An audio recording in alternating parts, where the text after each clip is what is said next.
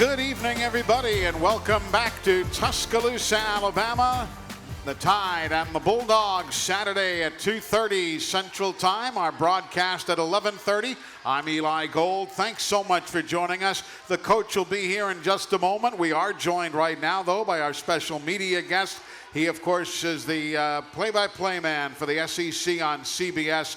Brad Nessler, good to see you, sir. How are you? Eli, as always, my friend, you Hall of Fame son of a gun. And I was just trying your ring on, which was pretty cool. Yeah, you got a whole bunch of those babies. The university has been so kind, even dating back to '92 when Gene Stallings was the coach. They have always been kind enough to include the broadcast crew when it takes up your whole hand. Well, you know, the old ring, the '92 ring from Stallings, could almost fit through this one. And really? And it was bling in its day. It really was. You have done so many great events in your career. A lot of National Football League versus and college.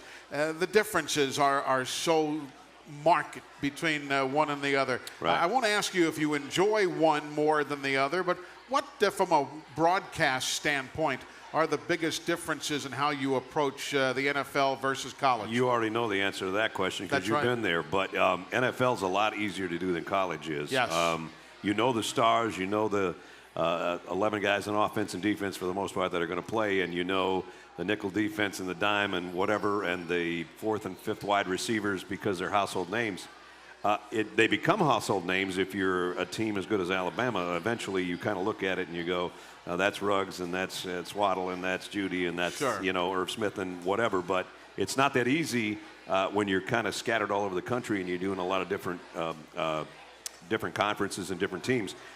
And basically, you just have to worry about 53 guys on one side and 53 guys on the other side in the NFL. And, it's way more than that. So the approach to, I guess, preparing for an NFL game is so much easier. It's unbelievable. I remember doing one of the NFL games years ago, and, you didn't have to see Edgerrin James' number. It was a Colts game. You saw a guy in the backfield with hair coming out the back of his helmet. You knew it was Edgerrin James. You didn't have to see a number. And the other thing, we didn't have to worry about double numbers, That's my right. friend. Exactly. If I was a commissioner of college football, here comes Coach, I would change it so you can't have double numbers. That's a great point right there. Indeed, Coach Nick Saban joining us now here at a full house as per usual at Baumhauer's Victory Grill, and the coach getting himself settled in. Again, an outstanding panel up here this evening. Brad Nessler is with us. Coach, good to see you, sir. How are you? Great, good to be here. This man next to you is one of the best in the business. I say that unabashedly. Absolutely, man. He's always been one of my favorites. That's for sure. I always, kind of cheer for, Nick, the people that I've known for the longest amount of time, because I feel sorry when they lose, and so I kind of cheer for Coach when he wins because it's so seldom. Yeah, it's so seldom that they win a game. So I'm like, that's good, Coach. Good job. Yeah, but you don't understand the consequences if we don't win. That's true. See, I've never lost a game in 35 years. So I'm doing good. I'm doing good. You've done a great job. Why don't you jump in with the first question for the coach, Brad?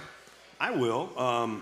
This is kind of weird, but when we're doing a game, we're concerned about what else is going on in the country. You're not, because you're focused in on the game itself. When you get done with the game, you got so many guys that are from your coaching tree, for instance, or maybe just in general. Do you get done and you get through the locker room, you kind of, come down from the game a little bit, you see Miss Terry, whatever, and you go, who else won today? Especially the guys maybe that used to coach with you and look at scores and go, did those guys win, that kind of thing? Yeah, that does happen. I'm always interested in how other teams do in the conference, but especially the guys that came off of your staff, their families and all that type of thing. But it's pretty hectic for me after the game. We sing the fight song. I talk to the team. I go around and shake hands with every player on the team. I go to a press conference. We probably have a couple hundred recruits. I shake hands with every one of them.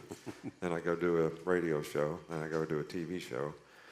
So now it's midnight. By that time, I'm ready for something that happened in the outside world to come to fruition.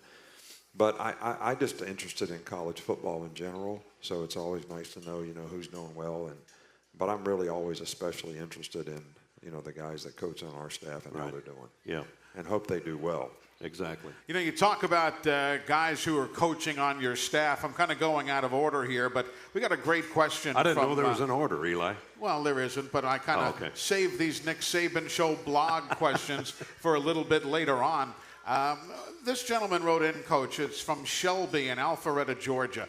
Says, Coach, what improvements do you see from Quinn and Williams this season that have made him so effective?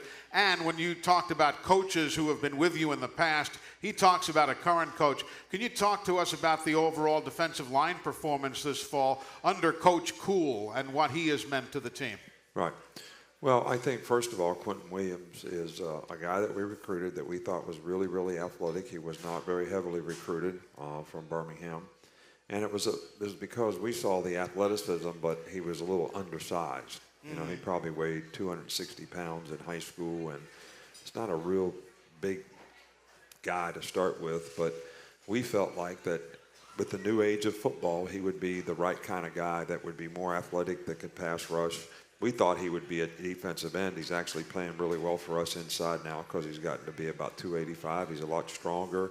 He's still very athletic. He's got great initial quickness, and he has more power than, you know, most people give him credit for, because you just assume that he wouldn't have that because of his size, but he's really, really good that way. So he has been our most consistent performer up front.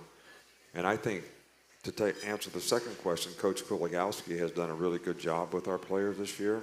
It's taken him it takes all the guys a little bit of time to transition into exactly how we want things done, the techniques that we play, because a lot of people don't teach guys how to play two-gap. And we teach guys how to play two-gap, and then we teach them how to play one-gap, just like two-gap, except you're playing half a man instead of the whole man. So, and some guys haven't been exposed to that. But once they get the hang of it and they teach the guys the techniques, then, you know, and he's done a really good job. He's a good pass rush coach. The players have good relationship with him, which I think is always the key to the drill when you have new coaches. What is their relationship with their players? How do their players respond to them? You know, I use a term with our coaches all the time, which they hate. They absolutely hate to hear.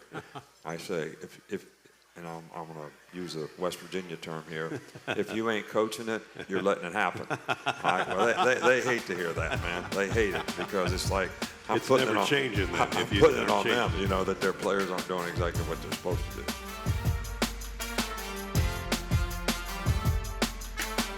So Quinnen, though, last week, seriously, I don't remember anybody having the kind of impact he had against LSU. He had, I don't know, 10 or 11 tackles. Yeah. Every time I was calling 92, every time, 2.5 sacks, Two and a half whatever it was. sacks, right? 3.5 tackles for loss. Yeah. And, you know, we were talking during the game, and I guess Jonah came out or something. One of the linemen came out and said, I'm glad those guys can't block him because we can't either. And it's like blocking a 300-pound bar of soap. The guy was everywhere. I mean, right. And you've had great nose tackles. Anybody as good as him? I know you don't compare guys and all that kind of stuff. Well, he's a lot different than the other guys. Okay. You know, the other guys that we've had to play that position have been big power guys that don't have a lot of range. You know, this guy has got a lot of range, and he's very slippery, and he's very good at getting off blocks, and he's really, really instinctive. I think that people always underestimate athletic intuition. You know, I say this all the time, and it's at every position. You know, it's defensive backs that can't judge the ball. You know, it's linebackers who can't read the play and react to it quickly.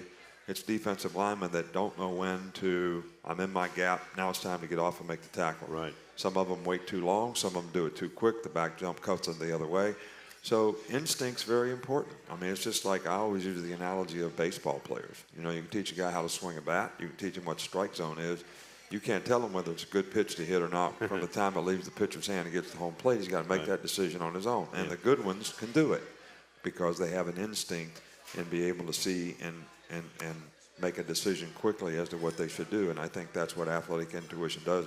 And Quentin is very, very instinctive that way. He is. You know what else impressed me last week? And again, I've never played center, but I watched when it got so loud. He went from clapping hands from Tua's part to raising the leg to get the snap.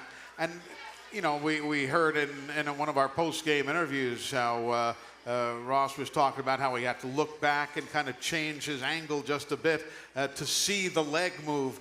And I said, that can't be easy for a guy who's used to doing it one way, and then all of a sudden the silent count, and he did a heck of a job. Well, and that's one of the things that on the first drive of the game, Yeah. which we really shot ourselves in the foot. We get the ball first and 10 at the 14-yard line. All right, it's really noisy. It's on the student section end. We have a negative play because the running back doesn't get the signal. He doesn't get and Tua's telling him what the play is and he can't hear. So he doesn't go block the right guy. We get a 6-yard loss. All right, then because it's noisy, we say we're going to go on the once, which is the leg lift, instead of the clap, which the center has to look between his legs so he can't see the guys on the other side, and he can't see if they move, and he's making all the line calls, so this makes it even more difficult. Yeah. So we get 2 offsides penalties, 2 illegal procedure penalties, one of them which Tua gets hurt on, so we got to put the other quarterback in there. And he's supposed to be going on the once, and he claps, so that messes everybody up. So we go all the way back to the 35-yard line through nothing LSU did, and we just kept messing up, not being able to manage the game correctly. And well, you've talked about crowd noise since forever and ever, amen. Yeah, but the one thing about our guys is most teams would get frazzled, in that situation. Our guys, they just keep playing the next play, play the next play. We don't worry about that. We aren't going to let us bother, and we just keep kind of grinding on. So you got false start. Tua gets hit below the belt, has to go out, and then another penalty, so he couldn't come back in legally because a play hadn't really happened because there was a penalty. Right. So the other of course, he got hurt on a play that didn't ever happen. Well, that's what I'm saying. Yeah. A play that didn't happen, he got hurt on, and then he couldn't come back in because the play hadn't happened either. I asked the official on the sideline after the penalty. I said, "Can he go back in now?" He never gave me an answer. But then when we tried to put him in, so I figured Somebody had an I knew he had to sit out for a play. Hey, you might as well try. Coach, we've got a visitor to your right joining us here at Baumhauer's. Good evening. Hi, Coach Saban. How are you? You talk about recruiting. It's a never-ending job, even during the season. And I read an article in the Players Tribune about Jonathan Allen when he talked about when you recruited him, and he said you went to his house, you wouldn't eat his mother's cooking, you said you'd already had dinner, and you basically didn't give him a big, "You're great and wonderful, you're going to start." I promised him everything and give him this big show. But what he loved about it was the fact that you gave him an opportunity to come and compete and work for a position. And I'm just curious, how many players that you recruit do you think are like Jonathan, that's what they want to hear versus "You're great and wonderful, and we're going to promise you the moon if you'll just come to Alabama"? Well, I think all the players that are here, because they all got kind of told the same thing. And we've probably lost, quite a few players because we won't promise them that they're going to start as freshmen, which a lot of people do. A lot of people say that if they come here, they won't play as freshmen. A lot of people say if they come here, they'll get redshirted as freshmen. But yet we play more freshmen than anybody in the country. Like we had 20 new recruits. I think 13 or 14 of them are playing this year. And only 6 or 7 guys are getting redshirted. So, but I think what we focus on is we try to get guys to understand how important development is, and that it's not personal development, academic development, developing a career, graduating from school, as well as developing as a player. And one of the analogies that I used with them is I said, we have 54 players playing in the league right now, and we probably had twice that many drafted in the last 10 years. Right. And I said that means I've talked to all these general managers times 32. So that's like 300 conversations or more. And not one of them ever asked me how much a guy plays as a freshman. So they're interested in what you're planning like 3 years from now. So can you focus on what it takes for you to develop as a player? And we have a history of developing people here that have a better chance to be successful in life. We have a history of great academic support and a very strong record in terms of graduation rate. And we also have done a pretty good job of developing players. So if you can focus on that and not look at everything short term and look at things long term in terms of what you're trying to develop personally, academically, and athletically, we have a pretty good system and a pretty good history of being able to do that. So we kind of get the right kind of guy. They're not worried about competition. And the other thing that I tell them all the time is if you talk to any of our guys, if you talk to Jonathan Allen, since you mentioned him, he would say to you, what made me a better player is the competition that I had at Alabama, the competition at my position to play, and the competition every day in practice against the player that I had to play against. I had to play against Cam Robinson every day. He won the Outland Trophy. I won the Negotiation. He made me better. I made him better. So if you really want to be a good player, you know, some of these things are challenges that will actually make you better. And you have to make choices, though, and you have to make decisions, and there's not really an easy way to do it, and a lot of the things that you do are difficult. And so the people who are willing to make that kind of commitment, you know, come here, and then you get the right kind of guys. So I think it kind of works both ways for us. And it's worked that way forever. I remember a conversation with the great Dwight Stevenson, who played against Bob Baumhauer in practice every day. And he said, you know, Baumhauer made me what I am today. And, of course, Dwight was one of the best centers in the NFL. So it's happened for a long time. But if you buy into that, it'll help you. Yeah, that sure will. You know, I had to share this with everybody. Ari Kwanjo came to see me today. You know, he's on IR this year. Right. And he said to me, did you see the article in the Washington Post about our players and the impact they're having on the Washington Redskins? And I said, yeah, I mean, there's a lot of guys there, Alabama guys now. How many are there? He said 7. Yeah. I said, 7 guys on the Redskins that are Alabama Including guys? Ha-Ha. And then he said, there's 13 of us in the Beltway. There's 6 on the Ravens team. He said, we got our whole team there. Yeah, that's good. They love it because so many guys they know. I watched the Falcons game last week against the Redskins, and it was all Alabama guys. It was. And then you watch the Ravens, it's all Alabama guys. Yeah. Well, that kind of helps makes me a good coach. Yeah, I know. That's really good. With that, we're going to break away and take care of some business. We'll come right back.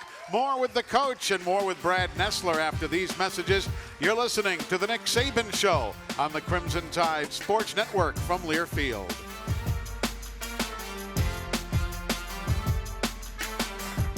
Najee Harris repositions to the left of the quarterback. Here's the snap. The fake to Najee. The throw in zone. Touchdown, Alabama. Henry Ruggs and a flag on the play. 8 receiving touchdowns for Henry Ruggs this season. I'll tell you something, Brad Nessler, we see it on the practice field and, of course, seeing every game. But some of the throws Tua makes, you just stand there or sit there and shake your head in amazement. You know, Eli, when Gary Danielson looks at me and rolls his eyes, that means whoa. And I already know that, too. I've been around this business long enough to know they are on target and on time. And he had one misfire last week, and that's maybe the last one we'll see for all we know. But the guys he's throwing to are pretty special, too. But and that's one of the keys. They're special. The running backs, there are so many in the way the coach uses them. These guys have fresh legs this deep into the season. That's another magnificent luxury to have. Well, no doubt about that. I mean, we were talking with Damian about this, last week in that at the next level, and he will be at the next level next year now. He's going to have a lot of tread left on his tires because he's got so many great backs that can interchange. And I was worried about Najee last week when he went off the field, but well, I shouldn't say, but I was at practice. I get to go to practice, sure. And you do too. Yep. And he's fine. So it's good to see everybody's healthy. That's one thing, the Crimson Tide. We talk so much about, and people sometimes say, well, it's Eli, you're supposed to say that. The medical staff that the University of Alabama has is beyond reproach. Oh, I know. If I was going to get hurt, I would come over here if Nick would help me out. I hear you. Tell me about Gary Danielson. I've known Gary for years. I saw him play in the National Football League. I've watched him on the air. What's he like to work with? He is. He's a gem. Like I said, we worked 7 or 8 years together the first time, and when I first started at ESPN, he was my first partner. And so we went through some, I just knew we were going to get along great. I'd known his family. It used to be his kids. Now he's got 14 grandkids.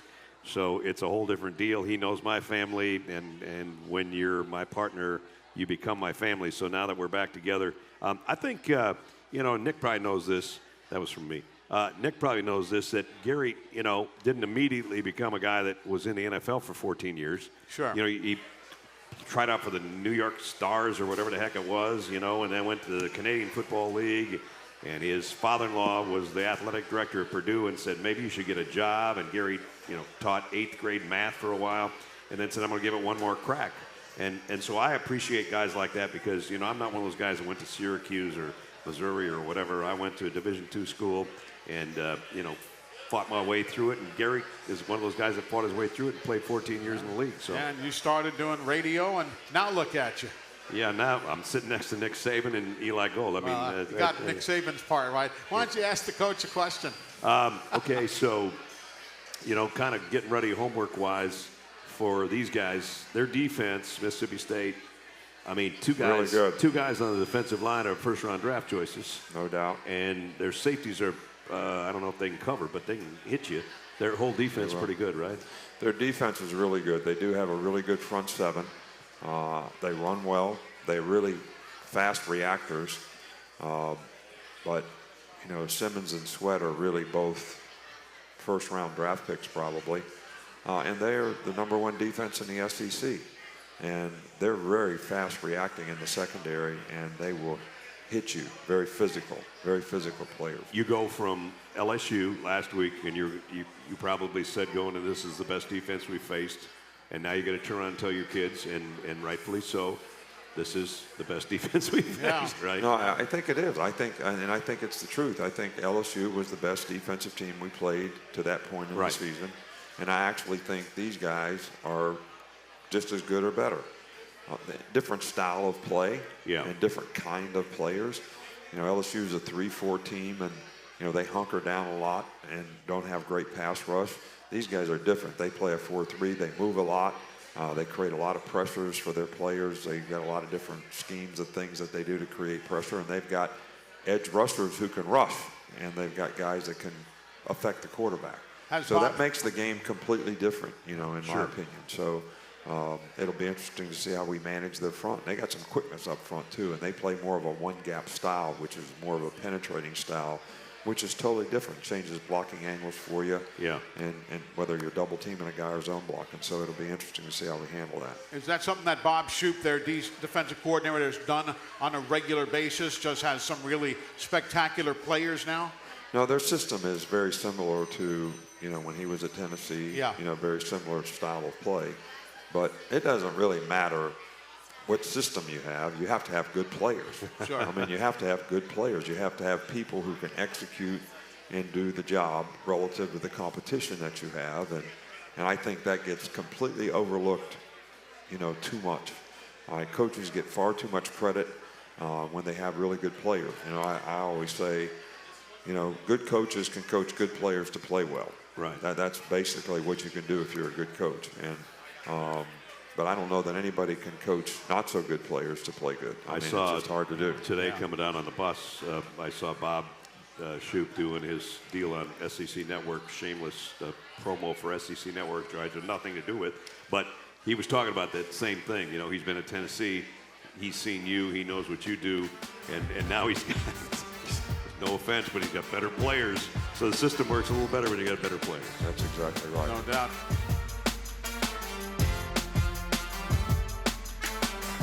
Let's go to the phones, gentlemen. We have neglected the folks who have been on hold. Our first question of the night, as always, sponsored by Alabama 811. Always contact 811 before you dig to know what's below. Call 811 or visit alabama811.com. Pee-wee in Grand Bay, Alabama. He is first tonight, as always. Good evening, sir. Good evening, Coach. How are you doing this evening? Going good, Pee-wee. How are you? I'm doing well. Coach, I want to just say something real quick first. Sunday is Veterans Day, which I happen to be one. I just want to give a shout out to our veterans, everybody that has served our country, the people that are now serving our country, and give them a huge thanks for everything that they do. So we are able to do what we do. We are able to watch college football and everything that this country stands for. And I just want to give them a quick shout out. Amen. Well, I appreciate that. And I think that everybody here certainly appreciates so many people who have made so many sacrifices, for our quality of life and our freedom. So, and our hats off to every one of them, and thank them and appreciate them so much for what they've done to make our country really what it is and to maintain the quality of life that we all enjoy so much. Well said. What else is on your mind, Pee-wee? Coach, we ran played a very good game this past week. I was reading some stuff, and I saw a quote from one of LSU's defensive linemen saying that when speaking of our offensive team, so they're a team that do the little things well. Says if you hop out of your gap, they're going to gash you. If you misread coverage, they're going to throw a big one on you. And specifically speaking on the offensive line, says when they move as a unit. I was just wondering how the guys taken the course of the season and improved in everything that you've seen them, and what else could they do to kind of fix the little things that may not be going right moving forward to these last few things this season? Look, man, I think it's an internal battle right now. You know, you play a hell of a game. You play a pretty complete game as a team. Yeah, we left a little money on the table, you know, shot ourselves in the foot a few times in terms of getting some penalties and, you know, backing ourselves up, not taking advantages from situation. But the battle becomes internal at this time of the season. And you're going to be complacent about where you are. You're going to continue to celebrate what you've accomplished in the past. You're going to pat yourself on the back. You're going to relax and get relief syndrome because of a job well done. It's kind of like having a great meal and smoking a cigarette for all you people that smoke. I don't really smoke, but, you know, you feel full and comfortable, and it all leads to a natural letdown. And you have an emotional game. You can't fall into that emotional trap, all right? And, you know, especially in this day and age, you are in the playoff. You are in the playoff. I mean, that's basically what you're in. It's like the NFL playoff. Because if you lose a game in college football, boy, you leave it up to the judges and everybody else, and you don't control what you can control by how you play and all that. So this is the time that everybody needs to turn up the tension and redefine their purpose and goal for what they want to accomplish individually and collectively as a team, and get sort of a sense of urgency and immediacy about how we go about things and how we get ready. So it's internal. To answer your question, everybody has something on our team that they can improve on. All right, how important that is to them and how much mental intensity they have and attention to detail all starts in the mindset of how they go about what they do. So, and it's their choice. It's nobody else's choice. It's their choice. But, you know, like all of us out there, you know, we have to make tough decisions all the time about doing what we feel like doing or choosing to do what we need to do to accomplish the goals that we have. It's not easy. You know, the Georgia people are going through the same thing, or Kirby's getting asked the same questions, obviously, because we know it's going to be you two. And they still got Auburn. They still got Georgia Tech. You can't forget UMass. You can't forget Citadel, all of that. So how hard is it? I know you keep them focused, but it's, okay, you just went over a big hurdle, 29-0 hurdle, and now it's time to refocus and do it again. That's right. And it's, you know, so, you know, what I always ask the players is, okay, we wanted to establish an identity as a team. All right, that started to get transformed probably quite a bit by how we played last week. Yeah. So my question to you is who we are after the fact. Who are we going to be now? All right, we did all that. That's great. Now, who are we going to be now? Who you want to be now? All right, you want to be somebody who's, you know, going to sort of surrender to, I feel bad, I'm hurt, I'm beat up, it's a long season, I'm tired of practicing? Or are you going to be somebody that says, I'm going to go out there and do the things I need to do to develop the confidence and have the work ethic not to let my teammates down so we can continue to try to accomplish the goals that we have? And that, you know, some guys can do it, some guys can't. And it comes down to mental toughness, you know, to me. I mean, it really does. Because we all have a tendency to feel sorry for yourself. We all get the poor me's, I call it, you know, when things don't go our way. All right, so, but you can't let that happen. But this is the reason so many teams lose in November. This is the reason. I mean, there's times we've lost, and we said, well, there's no way we're going to get in the playoffs now. And then 3 other teams get beat. Right. Yeah. And we sneak back up the board and get in. Yeah.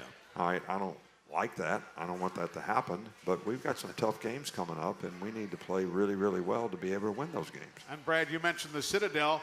You know, they beat South Carolina, what was it, in 2015? A huge battle within their state. So in this business, you just never know. We're going to come right back. More with the coach, more with Brad Nessler from CBS. But right now, we break away for these messages here on the Nick Saban Show on the Crimson Tide Sports Network from Learfield.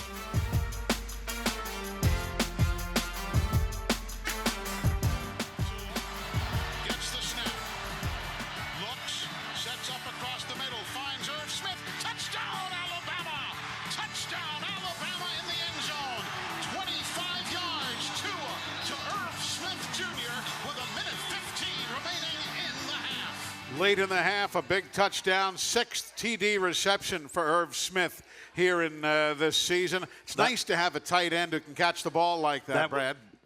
Whoops. That was the LSU killer right there. Yes, it was. I mean, that's when we lost our audience. That's when the ratings went right over the hill, Eli. And you know what? We don't do a whole starting lineup where we highlight everybody. So I get to pick those. And so the day before in the booth rehearsal, I said, you know what? We had Henches as the starting tight end, and if it's 2 tight ends, it's both those guys. So I go, hey, just take Hale off there and put Irv in there. And our producer said, why? And I said, well, first of all, I think he's going to have a major impact in the game, and second of all, he's from New Orleans. So they put Irv in there. When he caught that touchdown pass, Steve McKee, our producer, goes, hey, Ness, nice call. Nice call, exactly. Nice call. A heck of a player, he really is. No, he is. Welcome you back. The Nick Saban Show, presented by Alpha Insurance. For the best agents in the business, call Alpha. I've got my spotting charts in front of me where you got all your information. Wow. You got some good charts, man. Well, I appreciate it. That's because I don't know much. I have to write everything down. How do you prepare? Do you do a similar chart? Very similar. I have a folder type thing that looks like this, but then I have my spotter has the old corkboard type old-fashioned thing with the stickers and the stick push pins, the yeah. push pins. And he is not only the greatest spotter in the world as far as I'm concerned, but he was my college roommate and one of my best friends in my wedding and everything. So he's been doing this forever. Let's get back to the telephones here. Coach Nick Saban is with us. Bob is down in Panama City joining us on the Academy Sports and Outdoors Hotline. Hello, Bob. Hey, Coach. How are you doing today? Good, Bob. How are you? Man, I'm fantastic. Hey, I heard you talking about how your center, Ross, has to look between his legs to look at Tua when you have a lot of noise, for him to be able to steady when to snap the ball. I'm just wondering, I don't know what the rules may be, but could either of your guards, Alec or Lester, be looking over their shoulders and jab him in the leg when it's time to hike the ball? Yeah, well, we do. A lot of teams do that, and there are some advantages to that. But we usually don't have the center look through his legs. We only do that on occasion because when you go on the clap, sometimes the defense starts clapping, which kind of messes the offense up.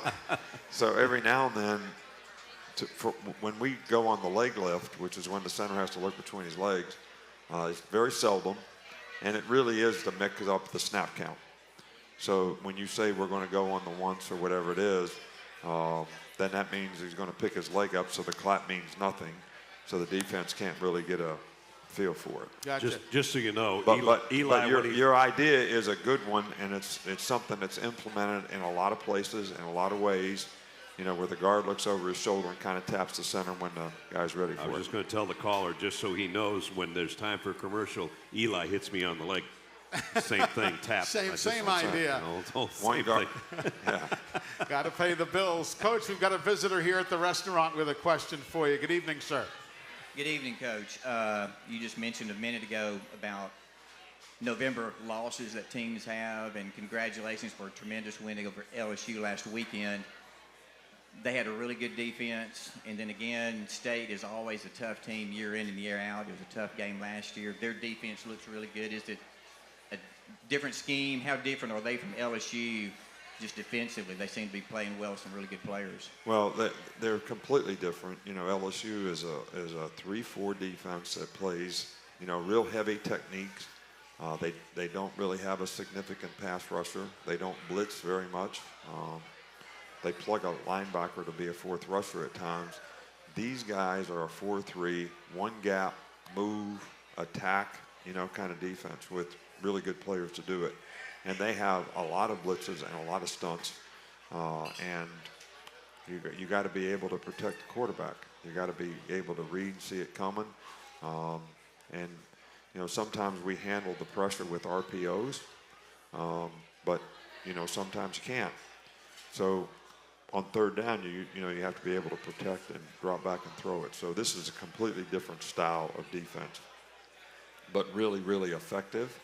And I think one that The concern is anytime people have pass rushers and you're a passing team, one guy can affect the quarterback. So then the other 10 guys don't matter, whether they cover their guy or not.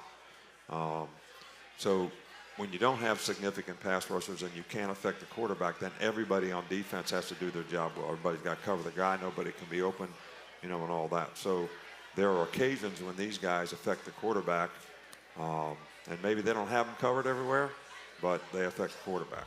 And their pass defense is really good because of the pressure that they get. They have good players in the secondary, but they get a lot of pressure on the quarterback.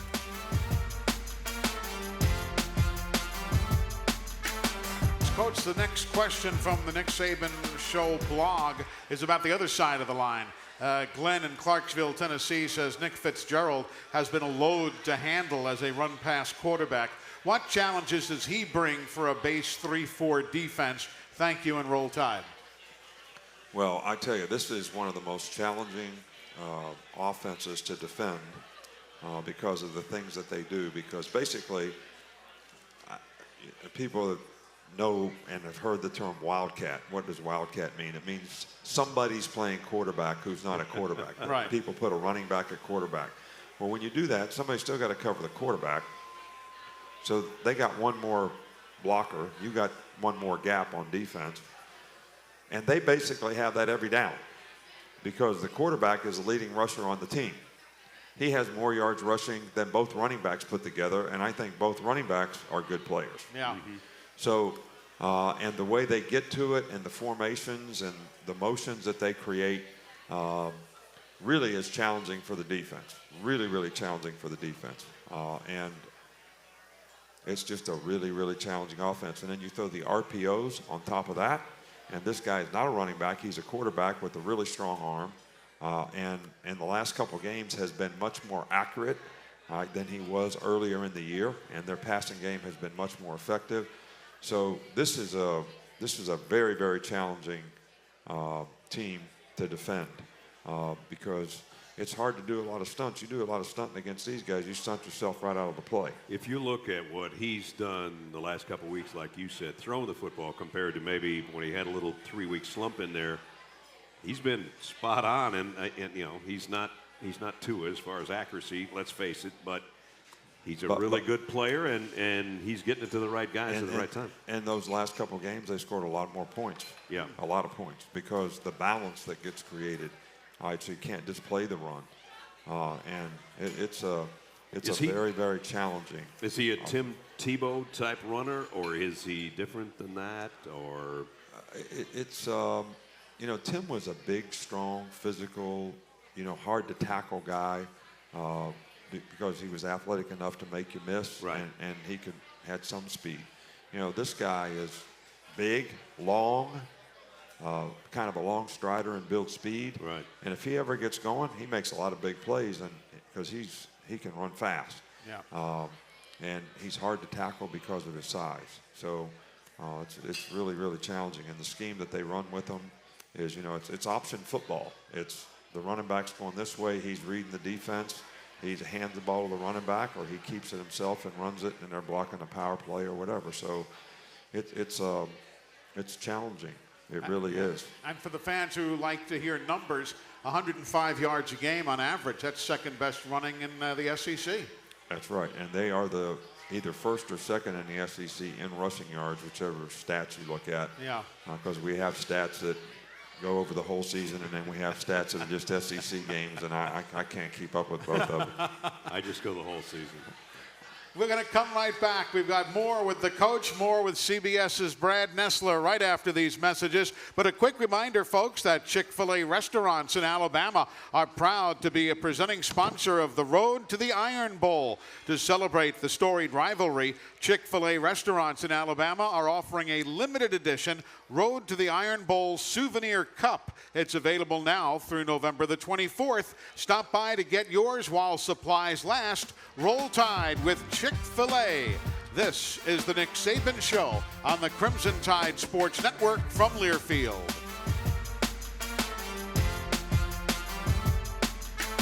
Harris to the left side of the quarterback. A low snap. Tua's got it. Tua steps up. He sees an opening. He's going to run for the first down. 35-30, 25